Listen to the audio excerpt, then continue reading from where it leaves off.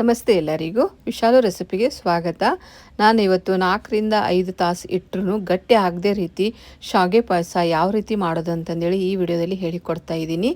ಕೆಲವು ಗಂಟೆ ಆದ ನಂತರ ಗಟ್ಟಿ ಆಗಿಬಿಡುತ್ತೆ ಶಾವಿಗೆ ಪಾಯಸ. ಇವಾಗ ನಾ ಮಾಡೋ ರೀತಿಯಲ್ಲಿ ನೀವು ಮಾಡಿ ನೋಡಿ, ತುಂಬ ಚೆನ್ನಾಗಿ ಬರುತ್ತೆ, ಗಟ್ಟಿನೇ ಆಗಲ್ಲ. ಹಾಗಿದ್ರೆ ಬನ್ನಿ ಯಾವ ರೀತಿ ಮಾಡೋದಂತ ನೋಡೋಣ. 1 ಬೌಲ್ ಆಗೋವಷ್ಟು ಶಾವಿಗೆನ ತೊಗೊಂಡಿದ್ದೀನಿ. ಈ ಥರ ಇರೋದನ್ನ ತೊಗೊಳ್ಳಿ. ಶಾವಿಗೆನ ತುಂಬ ಚೆನ್ನಾಗಾಗುತ್ತೆ ಶಾವಿಗೆ. ಇವಾಗ ನೋಡಿ, ಇದನ್ನು ತುಪ್ಪ ಹಾಕಿ ಚೆನ್ನಾಗಿ ಹುರಿತಾ ಇದ್ದೀನಿ.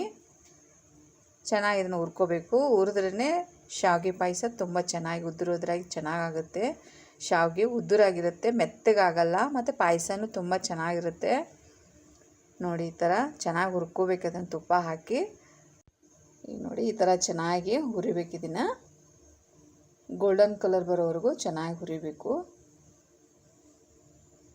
ಈ ಥರ ಹುರಿದ್ರೇ ಪಾಯಸ ತುಂಬ ಚೆನ್ನಾಗಾಗುತ್ತೆ. ನೋಡಿ, ಈ ಥರ ಹುರ್ಕೊಳ್ಳಿ. ತುಂಬ ಟೇಸ್ಟಿಯಾಗಿರುತ್ತೆ ಈ ಥರ ಶಾವಿಗೆ ಒಳಗೆ ಪಾಯಸ ಮಾಡಿದ್ರಂತೂ. ಇದರ ಉಪ್ಪಿಟ್ಟು ತುಂಬಾ ಚೆನ್ನಾಗಾಗುತ್ತೆ. ನೋಡಿ, ಈ ಥರ ಹುರಿದ್ರೆ ಆಯಿತು. ಇದು ಕರೆಕ್ಟಾಗಿದೆ.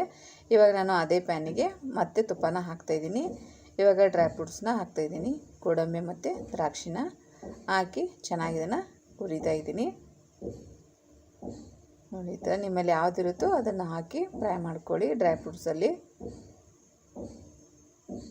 ಇವಾಗ ಫ್ರೈ ಆಗಿದೆ ಇದು. ನೋಡಿ, ಇಷ್ಟು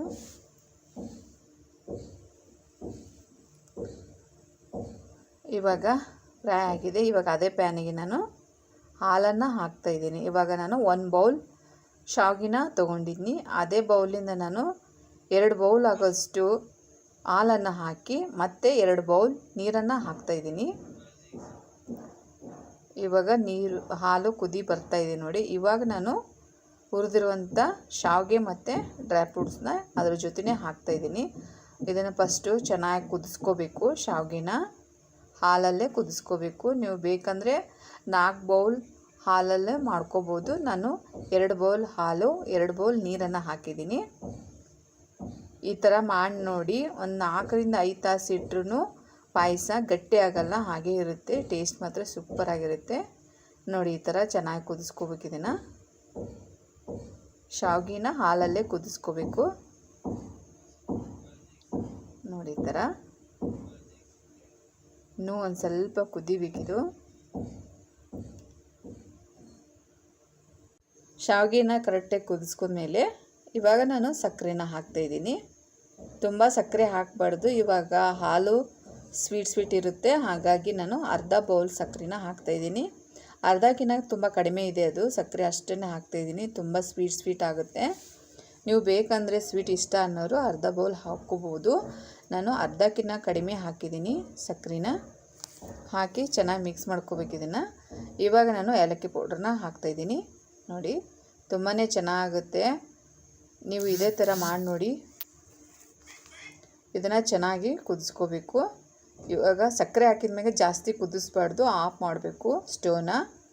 ಇವಾಗ ನೋಡಿ, ಕುದ್ದಿದೆ ಕರೆಕ್ಟಾಗಿ. ಸಕ್ಕರೆ ಚೆನ್ನಾಗಿ ಹೊಂದ್ಕೊಂಡಿದೆ. ಸಕ್ಕರೆ ಹಾಕುವಾಗ ಸ್ಟವ್ನ ಆಫ್ ಮಾಡಿಕೊಂಡು ಸಕ್ಕರೆ ಹಾಕೋಬೇಕು. ಅದು ಕರೆಕ್ಟಾಗಿ ಕುದ್ದಿರುತ್ತೆ ಶಾವಿಗೆ ಹಾಲಲ್ಲಿ, ಹಾಗಾಗಿ ಜಾಸ್ತಿ ಕುದಿಸೋದೇನು ಬೇಡ. ಕರೆಕ್ಟಾಗಿ ಮಿಕ್ಸ್ ಮಾಡಿದರೆ ಆಯಿತು. ಸಕ್ಕರೆ ಎಲ್ಲ ಕರಿಗೋಗುತ್ತೆ ಮತ್ತು ಟೇಸ್ಟ್ ಮಾತ್ರ ತುಂಬಾ ಚೆನ್ನಾಗಿರುತ್ತೆ. ಈ ಥರ ಗಟ್ಟಿಯಾಗಲ್ಲ, ತೆಳುವಾಗಿ ಹಾಗೇ ಇರುತ್ತೆ.